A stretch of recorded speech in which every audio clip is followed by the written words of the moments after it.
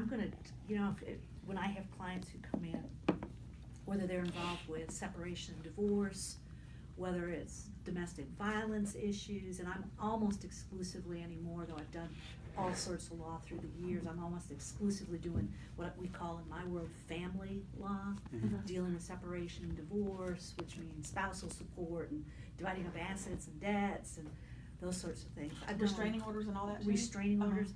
I've done a lot of domestic violence, and initially, and I've been practicing in this area now for over 30 years. I was the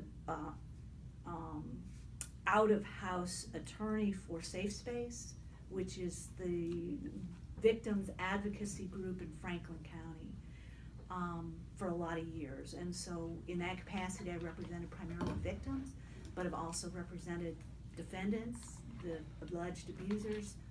I've also done some work in Wake County. I'm not as familiar with Interact, although I know they exist. I'm familiar with, and I cross paths very regularly with some of the attorneys who are on board to, typically legal aid attorneys who represent victims on behalf of Interact. So I'm gonna start with talking about domestic violence, okay? From a legal standpoint. I'm not a therapist, I'm not a counselor, I'm not a financial planner. All this other stuff, as y'all know, goes along, the finances and what am I gonna do and how am I gonna get through this. I'm a lawyer. I'm gonna talk to you at least initially about domestic violence and sort of substantively and then procedurally, and sort of throw in some of my experiences and my observations, okay? From a legal standpoint, y'all know that in order to get a domestic violence protective order, a DVPO, a PO, you've got to, from a substantive standpoint, you've got to file a petition. I'm familiar with Wake County, Franklin County, Granville County, Vance County, Warren County. Those are the counties that I go to.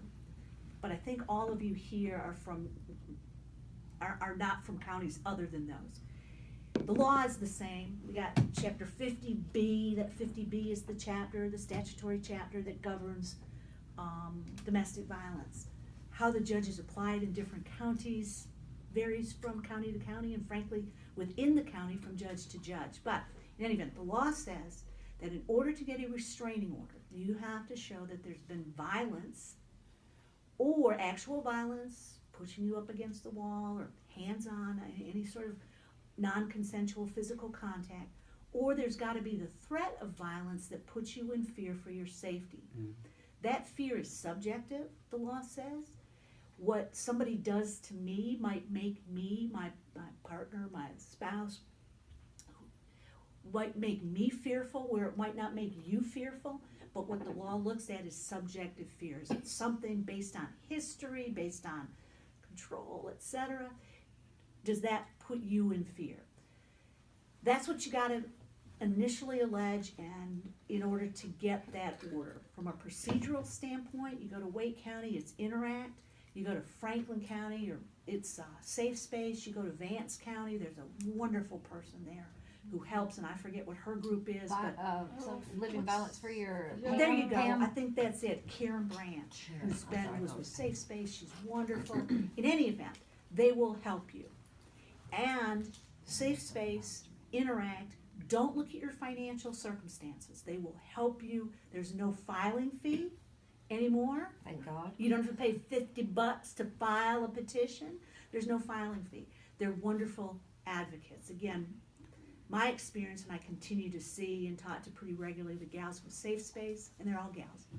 I'm not as familiar with Interact, but I know that they're there, and the attorneys that I have contact with, they want to help, and they're going to help as best they can. So you file the initial paperwork, you get that filled out, the advocacy groups will help you. They will help you file it, you will get it clocked in with the clerk's office, and then you've got to go in front of a magistrate or a judge, depending on whether or not we've got somebody on the bench. In Wake County, they run domestic violence 5 days a week. It's not just Tuesday afternoons anymore, it's 5 days a week. In Franklin County, they are there and able, and as well as in the other counties in that district, they are there 5 days a week to help you. Put you right in. they'll They get will you, interrupt the, court moves slowly. I was pretty not bad when I but was there. not bad. Not bad. I Not was bad. impressed, I have to say. You might have to sit there for a while, and you sit there in the public courtroom, or in the advocate's office, and safe space will keep you back there until the judge Interact calls does you. that too. Yeah. Interact It does that right too. in. Which is a great thing, It and is. probably something that's happened over the last 15, 20, 25 years in recognition of the fact that it can be very difficult to get to the point where you're gonna file something. When you file those initial papers, if the judge decides that what you've alleged in your petition meets that statutory definition of domestic violence, they will issue what's called an ex parte order. That means without the other side having any say-so as far as that petition, the order being entered. The order can say, and probably will say, no contact, of any kind. When you have children, it's even more challenging, because the order also typically says one party or the other is to get out of the house. Typically the abuser is the one who has to go. If you have children, the no contact thing can be very challenging, but top priority is to be safe, okay? So let's say the judge issues that ex parte order. If the judge determines in reading the petition that there aren't grounds for, it doesn't seem to meet the statutory definition, the judge can say, I'm not gonna issue this order, you come back to court in, the statute says within 10 days, but typically, not even in Wake County do we get it heard within 10 days, it's typically a little bit longer than that. The judge issues the order, you've got your restraining order, the no contact order, you have to come back within a certain period of time, again, the statute says within 10 days. At that point in time, trying to get the abuser, the defendant, served. Assuming the defendant has been served, you get into court. Those of you who've been through this process know, if the abuser agrees to the restraining order, you don't have to have a hearing, you don't have to put on any evidence. What the law now says, and it's a change that's happened over the last probably year and a half, and this is helpful for attorneys dealing with victims, the order can be entered with no findings of fact, with nothing that says the abuser did anything wrong, no conclusions of law concluding that he, and we have defendants who are females, but most of them are men, that he did anything wrong. That's a valuable tool for attorneys, okay? If the defendant, because we get it resolved, we get you your restraining order without having to have a hearing. If the defendant is not willing to consent to the entry of that restraining order, then we're forced to have a hearing, okay? And the hearing is not as dramatic as what you see on TV, but each side gets to present evidence, typically in the form of witness testimony, present whatever documents, medical records, pictures, medical bills, whatever you have in front of the judge. Don't get a jury with these kind of cases, it's in front of the judge. The judge makes the decision then based on a preponderance of the evidence as to whether or not he or she believes that there was domestic violence. When I say by a preponderance of the evidence, that means just if you've got to, as the plaintiff, as the petitioner, you've got to show that it's a little more likely than not that there was domestic violence. In my experience, the judges want to err on the side of issuing a domestic violence order because horrible from a political standpoint, if they don't issue the order and something really bad happens, okay? If the order is entered, that order, that protective order, no contact order, stay away, it can be in effect for up to 1 full year. Typically, if a judge is going to do it after a hearing, it's going to be a year, but it can be a lesser period of time than that. You then can, if you've got your order, you then can make a motion. I just talked to a gal about this the other day and reminded her she probably needed to do this. You can then go back to court and file a motion saying, Judge, extend this order. That motion has to be filed before the expiration of the restraining order. And then a judge has the power to reissue that order, continue it for up to 2 years. The law doesn't say how many times you get to continue one. I got a case in Franklin County that's been going on for probably 6 years. The guy is horrible, and but he does abide by the restraining order. So we've probably had that one reissued, continued 3 or 4 times. I don't, glad he hasn't appealed that, but in any event. The order is just an order. It's just a document. It's a piece of paper. Most folks, most defendants, fortunately follow court orders, but there are plenty who don't. There was just a horrible situation up in Vance County. Y'all probably read about that one where the young gal was. She had a predicament. She had a protective. You know what I think? It seems like the ones who have something to lose, the ones who have a position or a job, are the ones that are going to abide by that order. I always tell people, I said, the fact that my husband was a physician, he didn't want to lose his medical license, is why he abided by that order. Yeah, that I had not thought about that, but that makes sense. I tell folks better to try and get an order than not. Don't assume that they're not going to abide by it, with one caveat. And this is not in the law books, this is just something I've observed.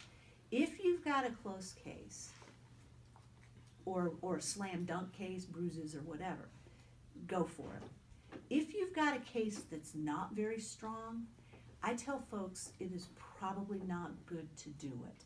Because you get into court, the abuser, the judge says there's no grounds for a restraining order. Instead of the abuser thinking, wow, I dodged a bullet here, the abuser may very well think, and I've seen this happen, I win. My conduct is vindicated. It's validated. I can continue doing what I want to do. So that's sort of in a nutshell the legal part of it. That's the part that's pretty straightforward. That, in my opinion, is the easy part. The hard part are the things that you guys have brought up. I mean, it's, churches. I was involved, I'm a member, I haven't been an attender for quite a while, with a church that was very, what I learned after being there for several years and having been unchurched before that, theologically very, very conservative. And there's wonderful people there, and there's nothing wrong with that. However, the theology and I have come to observe can clash, and others who are wiser and more well versed in this area, the theology and the fact that you are an abuse victim can sometimes clash, right? And that's where Joy and the rest of you involved with this group, I think, are making great inroads. I get sent folks from time to time from the church. I appreciate that very much, that they send people to me who are victims, and that's come a million miles. In the last, they wouldn't have done that 20 years ago, certainly not 30 years ago. They're learning over there. They send a lot of folks to us now. Fantastic. And that's not by accident. That's because of your good works. It's because of their willingness Some of them recognize. Some of them came to the seminar we did in April, and one of them had counseled Sherry, and came up and apologized to her at the end. Wow. Wow. And I met with them a couple times on campus too. Well, when I get folks in here who are in difficult situations, thinking about separating, etc., I tell them, I say, I'm a lawyer, I'm not a therapist, and I tell them, everybody who comes in and is in that situation, whether they have $1 in the bank, whether the bank accounts are in both names or the bank accounts are in joint names, whether they've got $5 million in the bank, it's always financially challenging. Now, there can be circumstances that make it more challenging than others. Haven't been in the workforce for a while, got several kids, stuff in debt in both names, nothing in Broke, your and you don't name, live on broke, $12 an credit hour. issues, yeah, but it's always financially challenging. I tend to refer people, if they have a church home, talk to somebody at your church. And I've done that for a long time, recognizing that might not have been particularly helpful. I thought I heard you say that you found, no, you weren't the one who said you found a new church, you haven't. you found a new church that helped you financially with getting a vehicle or something.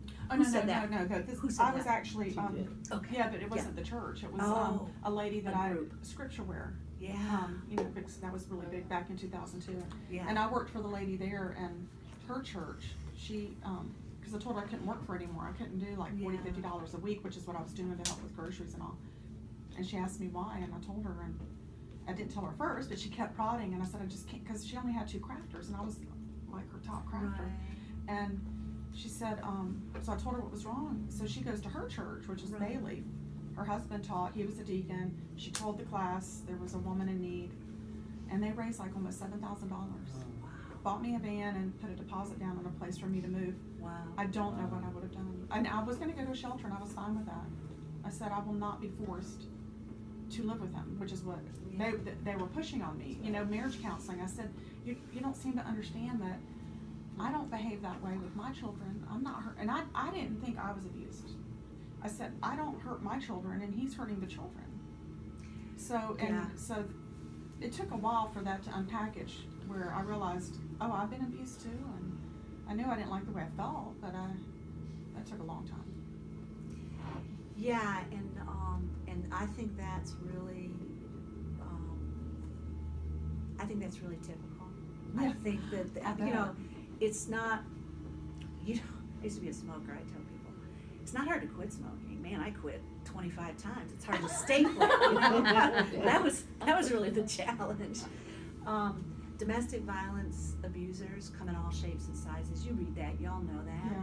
Yeah. My observations over the last many years, it's absolutely confirmed. You know, they're pastors, they're doctors, they're tall, they're short, they're white, they're black, they're Hispanic, they're fat, they're mean, Charming. they're charming, Yes.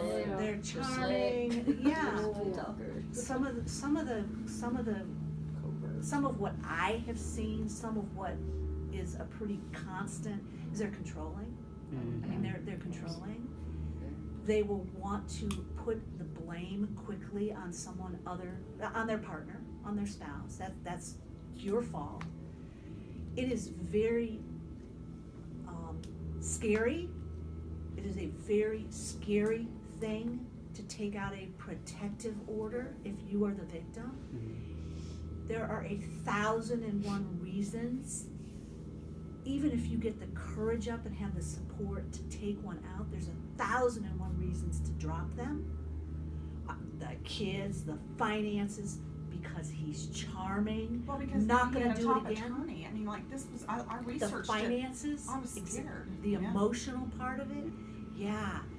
And that, when I was doing a lot of victims work through the safe space, I had folks, women who would come back a second or a third time, a fourth time. I think our judges are now getting that it's really difficult, and just because you as a victim may have dismissed your first one, maybe even your second one, maybe even your third one, that doesn't mean it's a bunch of hooey. That doesn't mean you don't have a basis for it. That's just not an uncommon thing. So, not all judges, and they all are different, but Do we ever figure out what the name of the one is that I saw that day? I guess I could look at my Well, page. describe. She's a black judge. uh-huh. Yep. But she was the one I think that I talked to. Oh, I know who I've talked to. Might have been twice. Carolyn. So it was It was Judge Thompson. But where is she normally sit? Warren County? She's typically now in Vance County. That's what's. You know who told me that was Tommy. What's his name? Leonard.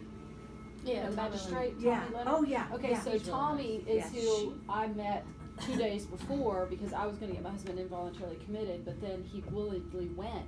So we got to meet Tommy at magistrate Right. office on a Friday night at 7:00, and he took us in and talked to us for 30 minutes. He gets it. He said, these Good. guys don't change. I really like Tommy. And we've seen Tommy twice since then New up at the new Tokyo place with his wife. And he's always like, how's it going? Are you, what are Right. you doing? He's like, you got to keep doing this for your kids. I really And he keeps telling me, appreciate. don't leave her. Yeah, I'm like, I'm not going Yeah, anywhere. because that night he was like, you got a good friend, because I've drug her through this whole thing. I told her, I said, I'm not going to do this involuntary commitment. You're going with me because you're getting written into this story. And she I'm said, not going alone. She said, well, should I do this? I'm like, well, I'll do it. Just tell him it's my fault. Just tell him I'm the one that had him committed. I said, you don't have to worry about it. I'll just be the one to do it. Can I ask a brief But- question? Absolutely. Is, just really brief so that we can, have you been witness to what she's gone through?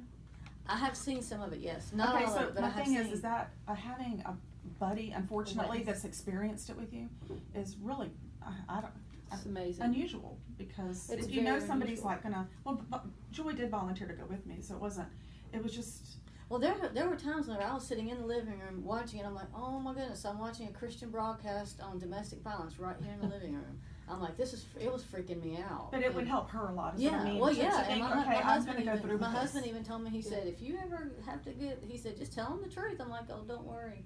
I said, I will. I just tried to pray for God to Well, rain and there down were on so me many tonight. times when I would we had an understanding for the last couple years, if at some point I got in a situation, because they happen so fast. You're like, you don't know in a second they were fine, all of a sudden they're ballistic. That I could just text like 911 and she would call sheriff to my house at any time that I needed that. My kids, or I could go to her house, and other neighbors knew. I have the code of their garage, just go in the garage. I mean, I had one of my daughters go over to the neighbors a couple years ago when Tim went crazy about some barking dogs, and we had an incident, and my kids just, yeah. Let's let her get. Mhm. Yeah. Yeah, and you bring up Judge Thompson, I wanted to, Yeah, I that's what sent I this to, wanted to yeah, this is, she's doing a seminar. Oh, wow. I think she's calling it Domestic Violence Training for the Faith-Based Community. And I went to sign up for it. It's on October 28th. I'll pass this, I'll make copies of No, this this for is y'all. who we're talking about, Carolyn Yep. Thomas. Now, she's I signed up for it. she's Did you in, sign up? It's free. And we She's- got one the following weekend, or Yeah, I'll make copies. we've got one coming up the following weekend, the November 3rd and 4th, that will be, we don't know the location yet, but it's gonna be developing a church-wide response team for domestic violence. Which is fantastic. Yeah, so I'll get you the information on that as soon as we get our location settled. Yeah, and I guess she's trying to Yeah. target church folks. That's what we're trying to do. I I'm feel gonna- pretty I sure, will- Sean, that your husband won't be there, but. I will talk to Stephen about both of these. Yeah. This one Yeah. and yours, because I need to follow up with I'm him. hoping that we can get some at church. to So let it's us on use them. event. And this is a book Ours she's isn't. written that is Oh, targeted that's right. towards, That's the Is- one you told me about? is targeted towards the clergy. She's an ordained minister. And witnessed domestic violence in her household between her mother and father when she was growing up. That's her story. But I thought this was really interesting, it. and you, yeah, It's good. It's good. I'll just pass that around. Let me make copies Okay. of this right now. Would you like for me to do that too? Sure. Well, To have Yeah, a because code? you're making a blank on my tape here. I need you to keep talking. okay, I'll make them on the way out. How about that? Remind me to do that. I just wanna keep it conceit, cause I don't know how to edit. We'll get it on the way out. I can't even explain I can't even explain to you how to We do it. wanna give her I all mean, in I know one how fell to do swoop it, so they don't have to keep watching forever. They're like, Cause poor Joy does not know how to edit. There you What, go. what else? What else? I know y'all have some. So you said go to the church, Well- but then when you're in a financial crisis like this, Yeah. and let's say they have to go and they have to file for child support, spousal support, things like that. You might want to talk about how they could do things on their own or what their Yep. options are. Child support is easy, Joy. Child support, go Yeah. to child support enforcement, who are advocates and provide attorneys and caseworkers for the support for the kids. And I think I think it's $25 or $10 or something in any event. Based on the other costs in the system, it's a fairly nominal amount. So that's child support enforcement. If you live in Wake County, you go to Wake County Child Support Enforcement, which is in the, building right next to the courthouse. If you're in Franklin County, you go to Child Support Enforcement in Franklin County, which is off of Pickett Boulevard. And they will help you, yes. Now you say enforcement, you Yes. would have to have an order in place, no, or they They start help that? They you get start the- it, that's Okay. exactly right. If you have a PO though, they will eventually contact you about child support.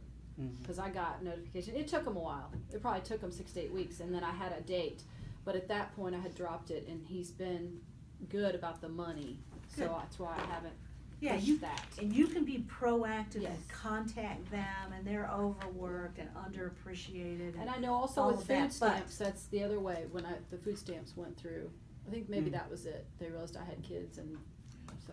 Did they help you with that at Child Support Enforcement?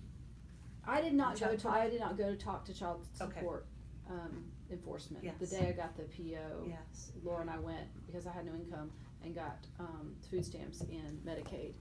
And I think maybe that's what tricked it into the system. Yeah. Could have been. Okay, so that's a good question I have. How do you get the, food stamps and Medicaid if you're receiving support from him? Well, I wasn't at the time, my husband was in psychiatric ward. But if he is now, cause I've been on food stamps and all, Mhm. doesn't that nullify it? Well, it's based on income. What they'll do is they will qualify you for 6 months on food stamps. Mhm. And then they give you a chart, and they'll say, if any time during the next 6 months of this pre-qualification, you earn more than this amount based on the four, like I have 4 people, cause myself and my Right. 3 daughters, then contact us and let us know you're making more than this amount, they would adjust it, they But would. receiving income from him, doesn't that's considered your income too, right? Yeah, He's taking- yeah, it would be, but right now, I haven't done anything with that, like, we Oh, don't have, okay. you I just thought have you to had to like, be we're living still in the same functioning. home though, you're not living in the same home. No, but I Right? mean, when I received support from him, that was considered, on those forms, you have to put that down, and then that increased my income. Yeah. So I didn't receive food stamps anymore, if you're reporting it, so I mean, I just didn't know how that worked, cause, I haven't gotten to any of it yet. I've just still Oh. been, since he's been basically helping me run my house joint, I haven't gotten into But any see, of it. neither one of you guys have anything in writing about support, so does it count? Yeah, I don't don't know, know. I don't know what those rules are as Yeah. far as applying for Medicaid or applying for, Food for stamps. food stamps. But I would think it's gotta be pursuant to some sort of a document that's gonna Written. require him to Yeah. pay. Yeah. Whether it's a separation agreement or whether it's a court order. Spousal support, child support, there's an agency out there, and even if you could afford an attorney, which most folks can't, but even if you could afford an attorney, I tell people don't pay for an attorney to do child support, go to the agency. Spousal support is something completely different. We don't have an agency to help with spousal support, you're learning that, or have learned that. You're on your own. There's nothing that Wow. says you have to hire an attorney. But with spousal support, it is that, the laws, when we call spousal support, post-separation support or alimony. Post-separation support is sort of the temporary kind of thing you get while the action is pending. Alimony is the more permanent award. For today's purposes, this is what I tell folks when they come in, I'm gonna assume that they're both the same, and I'm gonna call them alimony. In order to get alimony, you have to show that you're the dependent spouse. That's basically financial dependence. And if it's an alimony case, in determining whether it's an alimony case, again, with just a couple of exceptions, you and your spouse can't agree, it goes to a judge. No jury, just a couple of exceptions, goes to a judge. The judge determines whether there's a dependent spouse, whether he can support you, has the ability to support you, and he determines how much alimony there's gonna be. In determining how much alimony, typically it's a monthly payment, X number of dollars per month, it doesn't have to be. It could be a one-time lump sum payment, it can be paid every week, it can be paid twice a year, any combination thereof. The judge has great discretion. You know, with child support, we've got a formula. With property and debt division, we've got a formula. Presumption is 50-50. With alimony, we don't have a formula, so the judge has, again, great discretion. So who knows what a judge is gonna do on any given day with any set of circumstances. I know I got Yeah. alimony after I'd been married 25 years, cause I was a homemaker, you know, that whole thing. And they give you, by the time I was divorced, it was 26 years, so I received alimony for half of that time. Now, when you've been married a year and a half, and if they were like, sure, we're gonna give it to you, I'm only gonna get so many months, and of that, Yeah. you know, if he has an attorney, then there's, so I guess you just, Half the length of the marriage is not written down in the books. Oh, it's so not. whoever gave it to me I was didn't know gracious. that. But, I but thought it was. it's the starting point anymore for most judges. Oh, It's the starting point. I had, it was like 14 years was my total. Not written down, but that's probably the starting point. Not necessarily the ending point. In determining how much alimony and for how long, we look at things like fault. Was there abuse? Physical, emotional, etc. Was there abandonment? Somebody walking out on the marriage? Yeah. Was Yeah, there an infidelity. affair? Yeah. Yeah, he walked and lived with his mother, and there's no cost to him there. Alcohol or drug abuse. We look to see whether there was fault. We also look at economic factors. So, are you probably looking at half the length of the marriage? Most likely. Mhm. That's probably gonna be the starting point, ending point, but it doesn't have to be. Okay. But, I got a So- yeah, yeah. In regard to child support, I am Yes. aware that it's up to age 18. But what about children that are in college where, well, it's You can really do it. odd because, like, my husband wants to claim the children on his taxes, but he doesn't want to pay for college. And it's like, how does that happen? How is that fair? You could do it Like, they initially, can't- couldn't you? The They law, can't, the law Mhm. They says, agree. the law says that a judge has the power to order child support until a child turns 18 or graduates from high school, but in no event past age 20. The law does not require parents to provide child support for kids who still need help, as they all do, Right. after they graduate high school. Mhm. That's just the way it is. Is that antiquated? Yeah. Mhm. Are there some states who I think don't do it that way? I think so, but that's the law in North Carolina. So is there a law that says, that talks about claiming the children on taxes then? After they're age 18 or after they graduate high school? Anything? The Any kind of- child support guidelines assume that the primary custodial parent is going to claim them. Mhm. Now, sometimes when you're negotiating, you Split 'em up or say, if he's saying, I've got to claim one of the kids or all the kids or whatever, and we kind of try and figure out what it's really worth. Is it worth our while to fuss and fight over that? Might not be. But the child support guidelines assume that the primary custodial parent claims the kids. So if you're in front of a judge, most likely the judge is going to say, if you were the primary custodial parent and we're using the child support guidelines, which they do almost all the time, don't have to, but they do almost all the time, you're gonna get to claim the kids. But that's going into court. Mhm. And I got Well, full you could've- custody. There was no, I mean, I just got it immediately, full custody.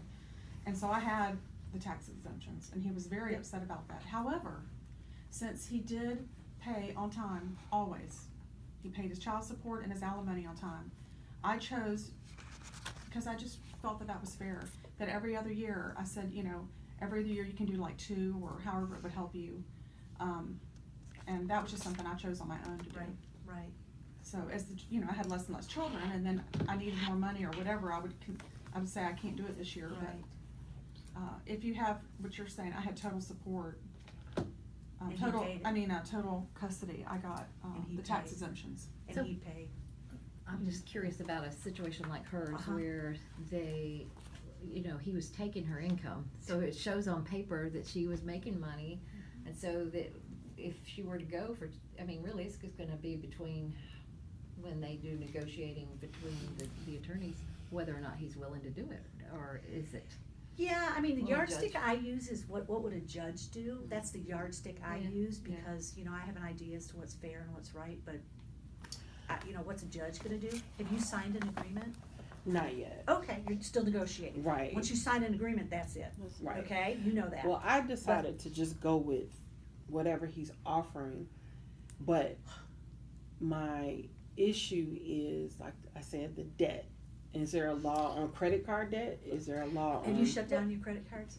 I did. Okay, Make so neither of you can charge any more on those joint credit cards. Right. He can't charge any more on a credit card for which you're responsible. Nope. Did you make sure that they're truly joint? Yeah. I Okay, did all that. cause I only had Get your one that credit was truly With joint. credit report. Mhm. Good luck. Sure. She's saying bye. Oh, I said thank you. Oh, of course. No, there's no law. Basically, with property division, fancy legal name equitable distribution, we identify what the assets are, we identify what the debt is, okay? All debt is gonna be, that you incur during the marriage is gonna be marital, unless it was incurred for something other than a marital purpose. So debt that he incurred, what did you say he bought for his friends? Clothes for the girlfriend. Yeah, you can prove that. Yeah. He's gonna be responsible for that. Mhm. As far as between the two of you, the problem you've got, and you already know Proving, this, as far as a credit card goes, they can come after you, they can come after him. Mm. So, And how are you gonna prove that he bought said items? I mean, it's, Didn't you say you it's know, it gets very sticky, People- like you said. How much do you wanna we get drag statements and yourself mentally Yeah. through? yeah, I mean, I got receipts. exactly, I mean, that's, But- No, I'm just saying how seriously your mental health, like she was saying, is something. I mean, I've already had to think, okay, what do I really want me in? What's the most important things? My children are number one right there. They are not going to be spending any night over at his house with him on Ambien. I've already got videos. I've been doing video. I've got years from a year and a half ago because this has been that long in the planning. And audio of the next day, him talking about driving off on Ambien. Well, I'm on all these drugs. I'm like, you have just given me great evidence in the courtroom. Thank you so much. So that's my big thing. And then, the equity in my house. The other stuff, I'm like, okay. I was actually able to take and pay off our 2 credit cards we had. And I told him, I'm very, very nice. Laura has said, I can't believe, girl. She's just like, you are so, I don't play all those mean games. And I just said, look, we have this debt together that we created together.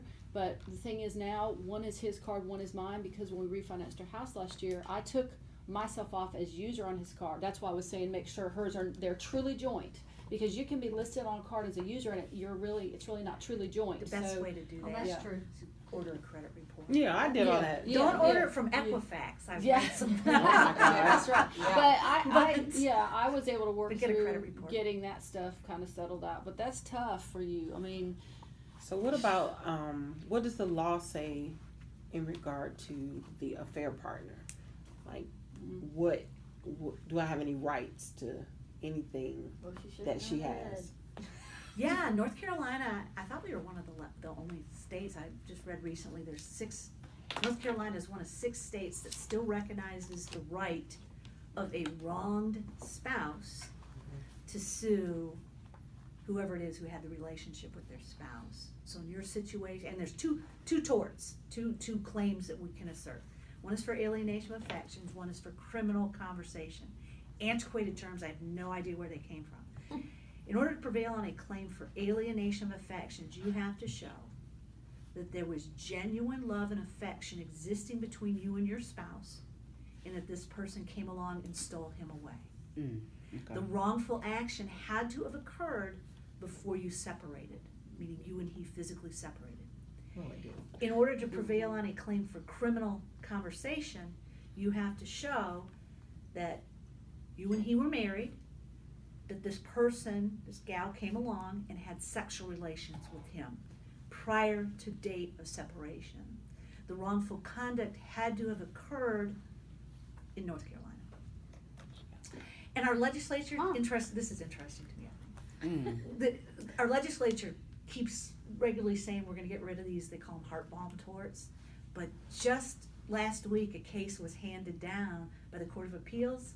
Judge in Greensboro threw it out saying this isn't constitutional, we're not gonna have these torts anymore. Court of Appeals says, we are going to recognize these claims for wronged spouses. But here's the problem, okay?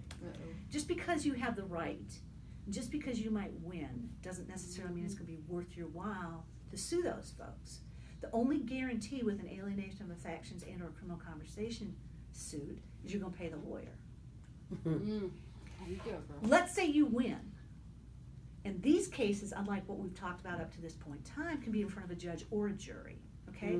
Let's say you win. The judge or the jury can give you $1, they can give you $10 million. If they give you $1 or $10 million, it's a piece of paper saying you have the right to collect from Put it in your pocket. Ms. whoever.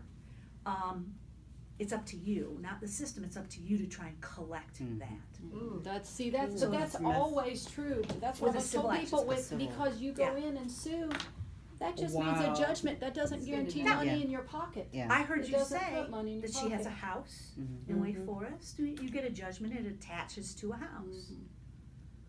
But she has to have equity in the house, That's right. okay? So, you know, I can bank find that accounts, out for you. whatever. Yeah, That's Yeah. right. And we could Is always she look it married? up. No. okay, well, that's good. Her Good house, grief, yeah, her that- house is in just her name then, so, Unless so it's- anyway, that's unless it's a alienation, relative. that's alienation affects criminal conversation. Again, I go back to saying, much easier to sit in this chair than in that chair.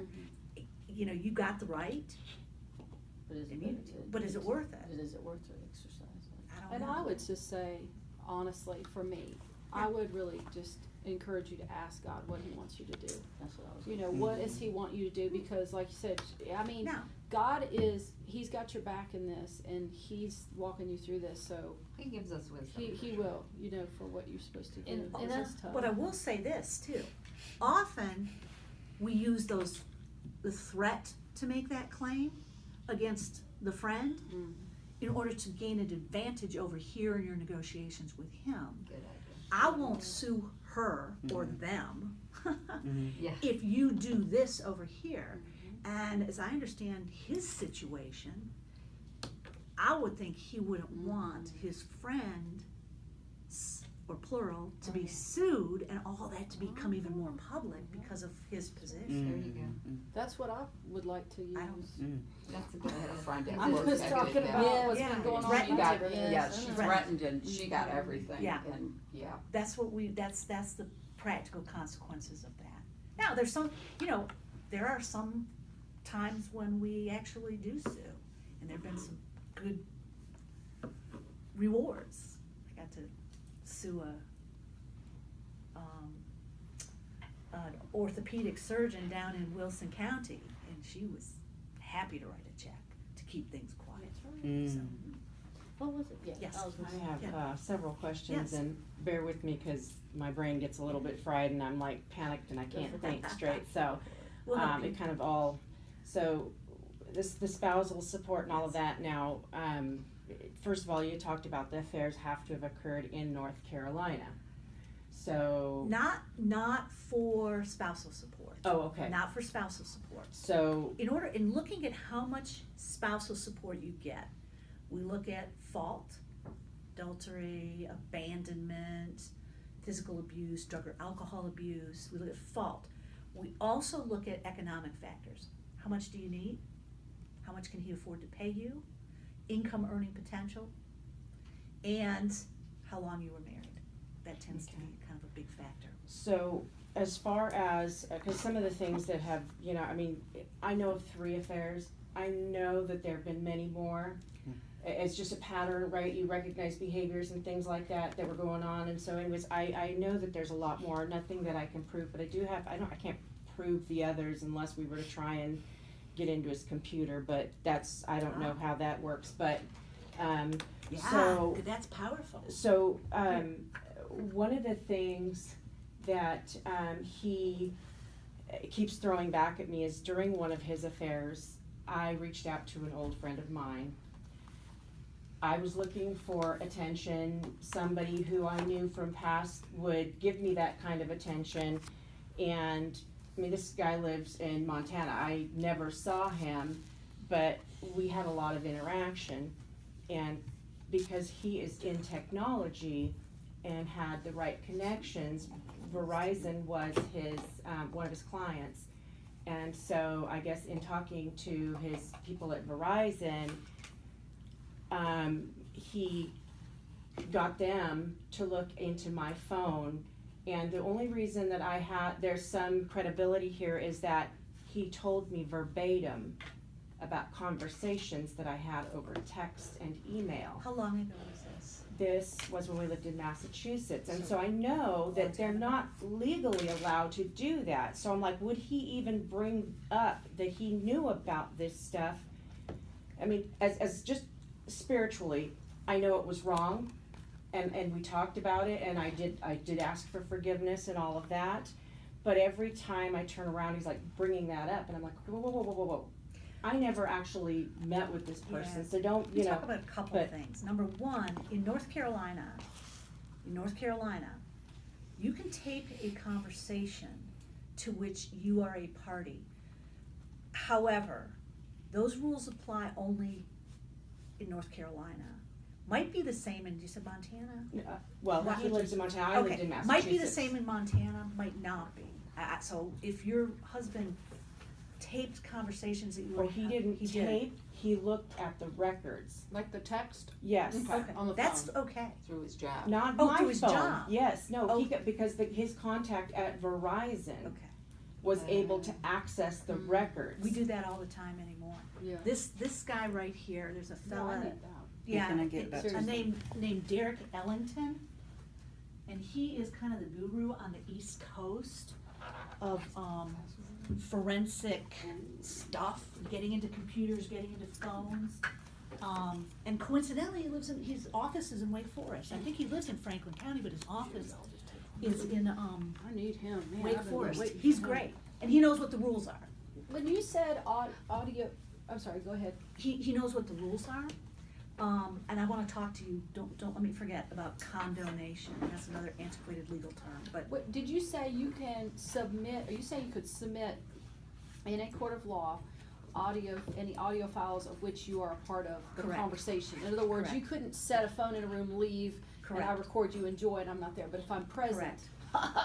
correct. Yeah, it's legal as long I'm as sorry, one I party just- knows about it. I've got that Uh-huh. one in January where Yeah. he says I'm Correct. a narcissist. There's one exception to that, but need to be really careful with that, with this. If you think that your kids are somehow being abused or berated or being harmed because of conversation they're having, let's just say, with their dad, you can record a conversation.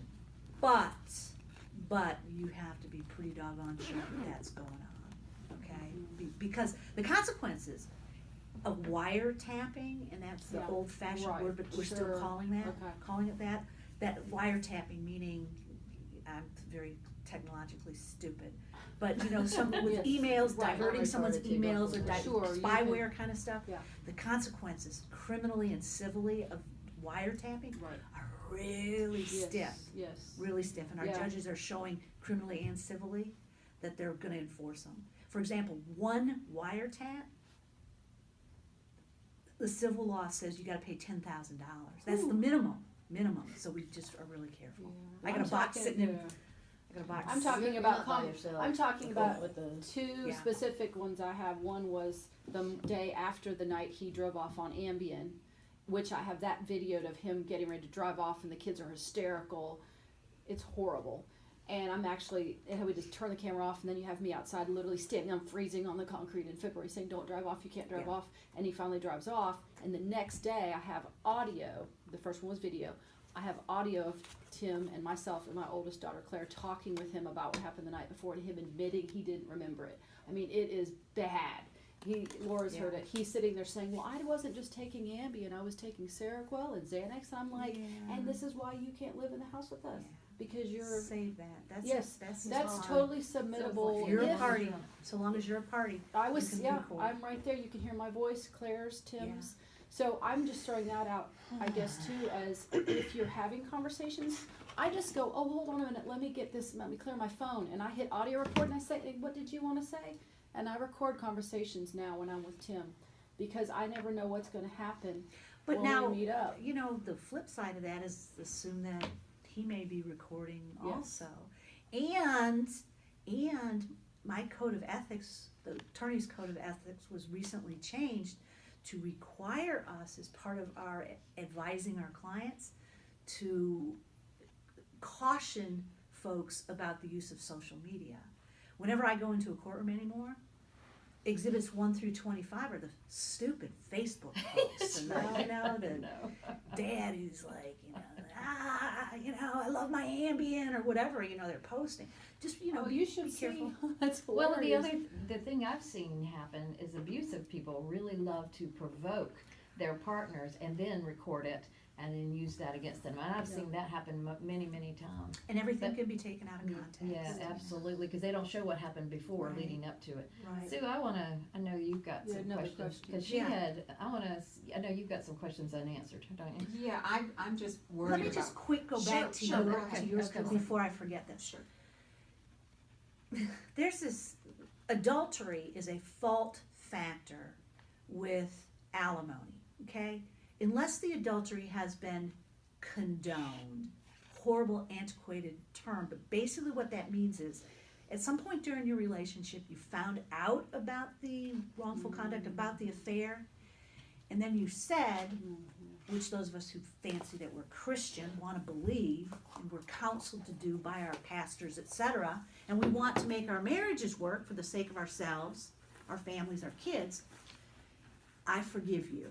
I forgive you, let's try and make this work. That's condemnation, okay? And for you We'll who've have to been try to get married to them to say folks that. who've had multiple affairs, that might fall into your forgiveness, may potentially be held against you, or they may threaten to hold it against you.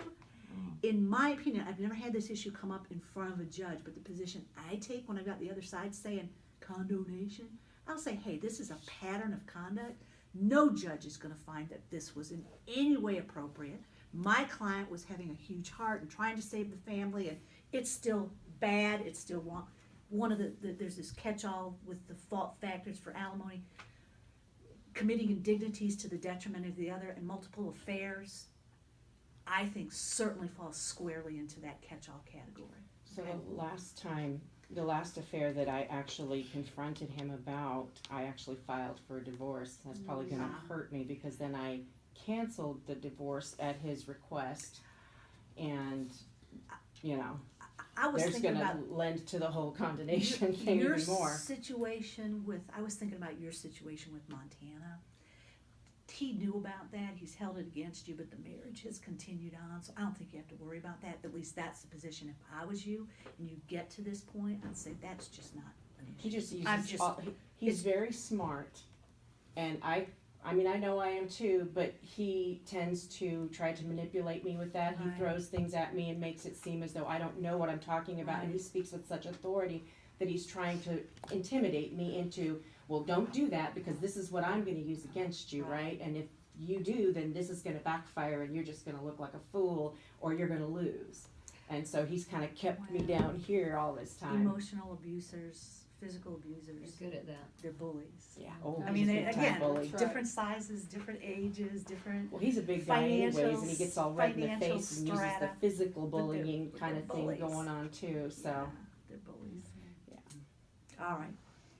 Oh, it sounds just like my husband. I just wish I would have left him years ago when he was a breadwinner and making money. I didn't real same kind of thing. Affairs with friends, affairs, call girls. I mean, you name it. But the kids. I just wish that I would have done it. But because he was always not good with money, and I always was, I kind of kept us afloat, and I always, worked. Because I didn't trust him. I can tell you from. When it started, I'm in a different scenario. It's like we split up in 2012 and I had the restraining order, he admitted. But because I thought I was gonna end up having to pay the jerk alimony, I said, oh no, I'm not gonna get a divorce then. I'll just wait. Mhm. And I'm hoping to retire. I'm to the point of retirement now, hopefully by June 30th of 19. So I'm now worried about, am I gonna have to pay, since we split and I kept everything, I did everything in 2012, and then, like I said, my adult children started having issues. So I didn't follow through, and then I've just when I was told I may have to pay alimony, I thought, oh, screw this, then I'll wait and get divorced when I'm not working any longer, but Do you have any assets or debts that are entitled in both names we had, yes. right We- now? Right now, we sold our house, and now he's saying that I pressured him, and I was paying everything over there, so he was living, well then, because I was paying. We still have a duplex that we rented out, and I'm living in it now, and I want to stay in it because, I'm still working and, Titled in both and I need a names. place, yeah, but it's in both of our names. So now he wants me to sell it and give him his half. But when we did when I went ahead and put everything together in 2012, he actually owed me money from the house, but we split the house 50, you know, he took half the money, I took half the money. With property division, dividing up assets and debts, it's like we take a still photo as to what y'all had as of date of separation, So I can still use the 2012. values. Yeah. Okay. What was Oh, there as of, Everything's like, yeah, it's like Right. she's right, it's like a snapshot, everything right. freezes. So, and I have everything, now look what, at values, we look at what the Yes. values and the debt on the mortgage balance was, so you probably brought I that have mortgage balance everything, down I quite a have bit. everything, cause I was ready to go through it, I mean, I had everything in order, everything, and then, like I said, it just, with my kids, and it was a nightmare, so then I didn't, but will I have to pay him back alimony With, for? possibly, alimony is that thing that's like just wide open discretionary with the judge, but here, in order to get alimony, you have to show that you're the financially dependent spouse. He's gonna have a really hard time showing that he's financially dependent on you when he's gone 5 years without you paying him anything. So, That's a good point. I can't Yeah. definitely That's say good. no, Oh, that's good to know. but he's just gonna have a hard time. I mean, how, It's too long, how do Yeah. you go, it's not 6 months. that's right. Ah. And maybe Oh, he that's doesn't so have good the to know. funds to pay an attorney too, to fight it too long. Yeah, too, that's the other hopefully. thing. That's what Yeah, hope on cause that. That's he's That's right. gone through, Once you're divorced, once you are divorced, meaning that judgment of divorce is entered, divorces are pretty easy to get. I tell people who come in here and say, I wanna get a divorce. When I say divorce, that's just a judge saying you are no longer married. That's right. Wake County could be the clerk of court too, but it's someone saying you are no longer married, nothing more, nothing less. In order to get a divorce, you have to be separated for 1 full year, your year's run. He can go, or you can go, you live in Wake, right? and wait, You can go to the courthouse in Wake County and ask for the do-it-yourself divorce kit. Yep. However, once you are divorced, once that divorce judgment is entered, you lose your right forever and always to make a claim for alimony That's right, or property that's right, division. everything And the is, downside for you is, if you were to go ahead and get divorced, that'd be good, completely cut out his claim for alimony. But you've got the duplex that's in both names. And once you're divorced, if you haven't done anything as far as taking care of that duplex and the title, it's like you and me own it, and he's gonna get credit for that Yeah, 'cause reduction in the mortgage, the he's increase in wanting the value. rent, that's what he's telling to me now, and he's Yeah. probably went to maybe talk to somebody in Mecklenburg County. Maybe.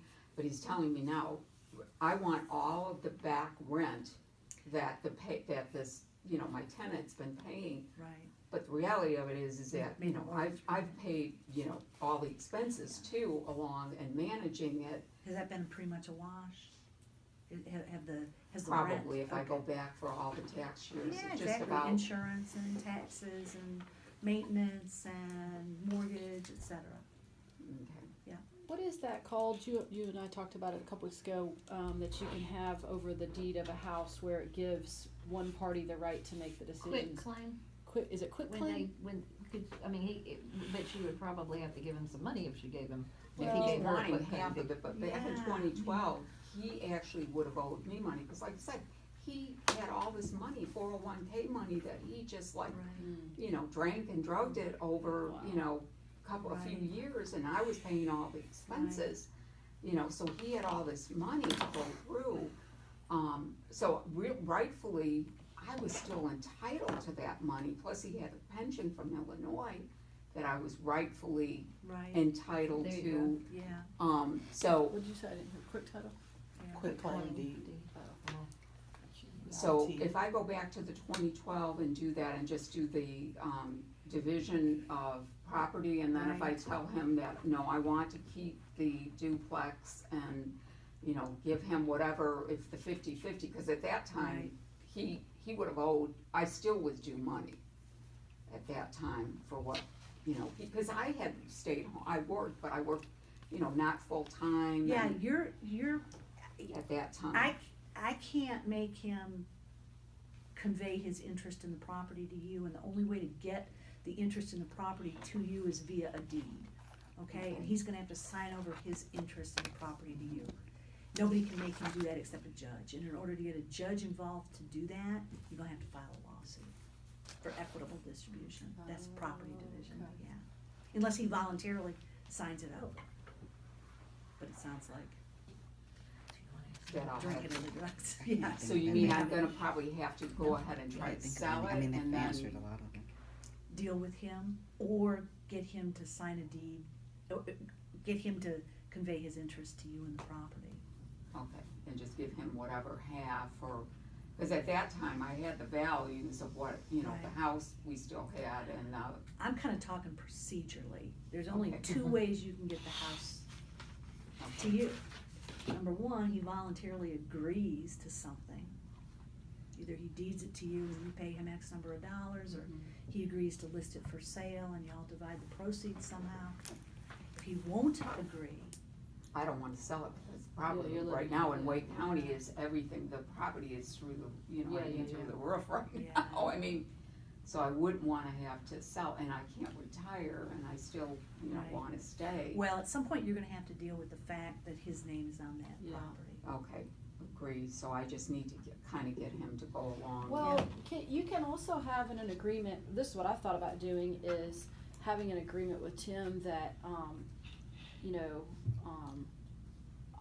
I guess you do a quitclaim deed, but then part of that, agreement is that at the time, if and when I sell the house, I can give him proceeds. That is based on the value now. For example, we have $70,000 of equity in the house now, so let's just say he gets 35. Well, you're not gonna get it till I sell it or I die or something, and you can you not? My understanding is you can put that as a qualifier, cause I've talked to my dad about that, so I have to Yes. decide, do I wanna do that? I really wanna I'd love to have all the equity in my house, cause I have quite a bit, but he also has a little bit of retirement, so I'm thinking, well, maybe I should be a little bit Offset. more offset and say, hey, give me a little bit of your retirement now, so I have some cash to get through the next year, and then at some point, when I sell the house, which I have the control to do, when I deem that I'm going to sell it, and so it gives you kind of that control, you might be able to do some, you know, finagle it that way, where, so that you can stay, because I'm in the same situation, I can't rent a house for what I pay a mortgage for. I have like 1,600 square feet between everything and 3 teenage daughters. Well, and then when I got the money for the house, then I just went ahead and paid the mortgage off too, so I've put in like $50,000 additional, cause otherwise it wouldn't even be paid off. Right, So I've got, you know, I mean, there's money still outstanding, so, right. But I shouldn't you have brought paid up it a good point, Yeah. he went through his entire, Oh, yeah. retirement, so Yeah. that would've Right. been, Yeah, what we do is we look at what the assets and debts were as of date of separation. Right. Okay. And the presumption, and we put values on them as of date of separation. Balances on the debts, and then we get to, so we identify, we value, and then we distribute, and the presumption is, no matter how bad someone's been, unless they've committed economic fault, which is like hiding assets, wasting assets, et cetera, the division is 50-50. yeah, cause at that time, he would've owed me money from the house. Yeah, his He would've retirement goes owed in the me- pot, Yeah, so the way, if we can use 2012 still, then he's not gonna have Yeah, a that's leg to what's stand right. on, or That's he's what gonna you have to got. come up with money to give Right. me for the money that he squandered, Yeah. so. Okay, thank you, that is such, oh, that was, Good. oh, that is such a relief, cause I'm thinking, oh my gosh, I don't wanna. A couple of questions. Yeah. One of them, talked about credit card, I know a lot of them Mhm. have talked about the joint. Okay, so, again, nothing's in my name, and I was snooping one time through his drawers, and I did find that he had a credit card that had a huge balance to me, I mean, it was $53,000, and I was just like, Ooh, to me, What? ooh, in the that's- world. How do you have a card of I don't know how it happened. I know that I don't have any credit cards. He has given one of his to me now, and my name is on the card, but he is the primary card holder. I'm not even, I don't know how that You all find out if you're a works. user or if it's joint. I'm not, it's not joint, I know that part. In fact, the only thing I'm on now is my car, and it was because we begged them to put me on it so I could get personalized Right. license plates for my little brother. But that's it, you know, beyond that, and so there's that, and I did find some paperwork in these drawers that talked about, other accounts, and I'm like, where, what, you know, and I try every once in a while to drop little questions here and there, and all he does is get mad and, you know, denies everything, and he doesn't realize that I took a lot of these things and I copied them, or I just took the originals and I have them like stashed in different places. Mhm. But I don't know, am I gonna be responsible? Cause that's another thing, I'm like, I don't even have a job, and I don't know if I'll get, again, it's a piece of paper that says he has to pay you this amount of money, doesn't mean I'm actually gonna be able to get it, right? And so what am I going to do in the meantime? And over the years, I had started like just emptying my pockets, bills, coins, whatever. And the last time when I had stopped filing the divorce, my mom gave me a check for $2,500, and she said, just hang on to this in case you ever need it. So I've been putting money in an account for myself, and every once in a while, because he knows I have it now, he gets angry and he'll try to like withhold and tell me I have to use that money, and I refuse. And he knows that he's always traveling, and so I have my son, and he knows that now, especially after the last one, because that was one of the things that I brought up to the judge when I tried to file last time, so he knows that I'm not afraid to use that part of it. So he tries not to restrict me from money anymore. He used to. So he's got this credit card, and he just puts money, and he just keeps on, taking care of it and stuff. But he knows that I've got that money, and so is that going to hurt me? It's like $6,000 or $7,000. It's not a ton, but it's just kind of sitting in a savings account, and I don't touch it. And was that money, some of that money was a gift from your mother, is that right? Some of it's like birthday money, and I don't use it, I just stick it in the account. Right. Sometimes he'll accuse me of stealing our money. I'm like, Marital assets do not include gifts that came just to you or just to him. So but you're gonna have to prove that money, or what portion of that was gifted to you. If all of that was gifted to you, that's your separate account, so that's not gonna get thrown in the pot to be divided. Wouldn't he also have to prove that the money in the account was given to me by him, or is that just I have to prove that the money in the account is mine? You do. It's presumed, the law presumes that whatever we've got, whether it's in his name, your name, both names, is gonna be marital. So if you're trying to show it's not, you got the burden of showing that it's not. Okay. Does that make sense? Okay.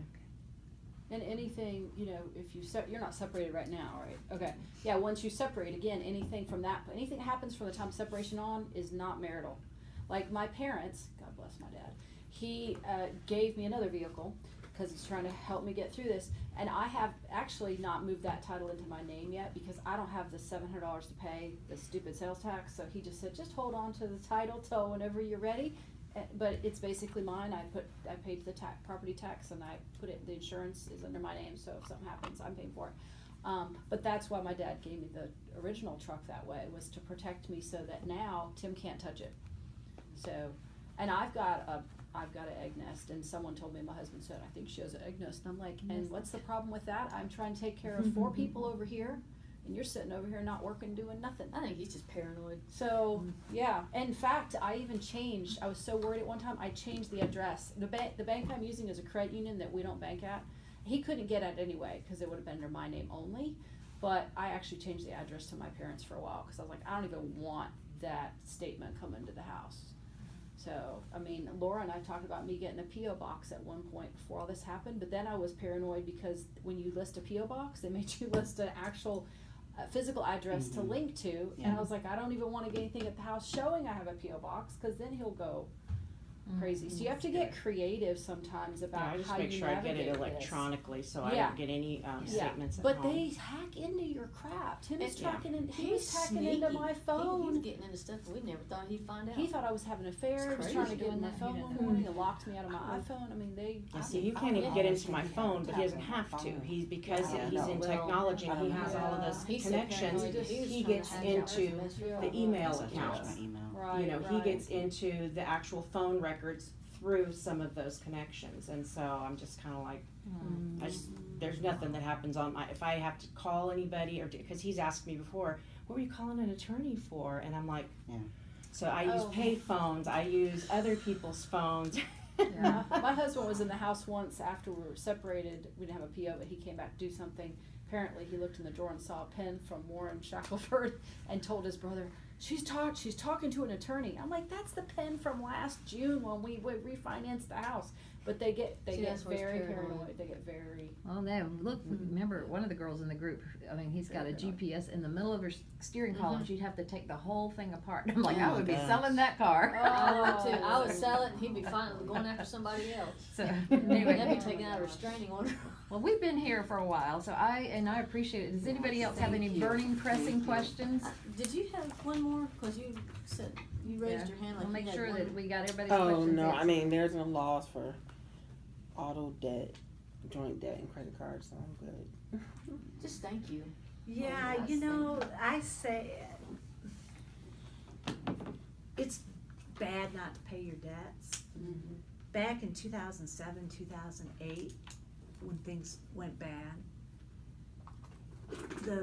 I found myself saying after we'd had several months, couple years of things going bad, I'd refer folks to bankruptcy attorneys. And I found myself saying, the worst thing in the world is not to pay your debts. There are things that are worse. And yes, it plays havoc on your credit, not a good thing. But you But can that is rebuild it pretty not, fast. that is not the worst thing in the world. And I think still today, you know, you want a credit card, you can find a credit card company who'll give you Yeah, one. yeah. Might be huge interest, it might be annual fees, I don't know, but, you know, It's- yeah. for folks who are conscientious and have Mhm. always paid their bills, Right. but it's not the worst thing. Yeah, I think again you have to weigh, where do you wanna be? I'm trying to look and say, where do I wanna be in 5 years? I don't wanna be here, and I don't know how exactly I'm gonna get there, but if you have to take some hits, I mean, I think I'm trying to be as wise as I can, but like what I'm facing, do I wanna go a traditional refi on my house with Tim, cause he will do it, he's fairly amicable that way. Or do I wanna do a loan modification that's gonna put me in a 40-year loan, but bring my payment down, but it's gonna hurt my credit, my credit's good. But you know, I have to think, well, I gotta stay in my house though, I don't wanna do that. Well, I just wanna because say, being tough. self-employed and being in real estate back in 2010 and 11, and I was, you know, complaining to God, Lord, my credit's gonna be ruined. And I remember this little thought that popped into my head, and it's like, I said I'd meet your needs, and a credit score is not a need. And, Well, because yeah. it did, I mean, I got behind Yeah. on everything, it was bad. Well, so. and the thought that keeps running through my mind, trust in the Lord with all your heart. Do not lean on your own understanding. In all your ways acknowledge Him, and He will direct your path. The world's gonna throw all kinds of stuff at you, but you follow His lead, no matter how crazy it may sound, because God can get pretty crazy sometimes according to the world's standards. He has got your back. Let him lead. And I'm like, okay, Lord, I know you got this. Take care of it. So yeah, God's got it. Amen, he does. Well, thank you so much. Of Yeah. course, thank you all. This Thank was you. a pleasant way I for you to spend this appreciate evening. you. Of course. I'm gonna make copies of this, and you know what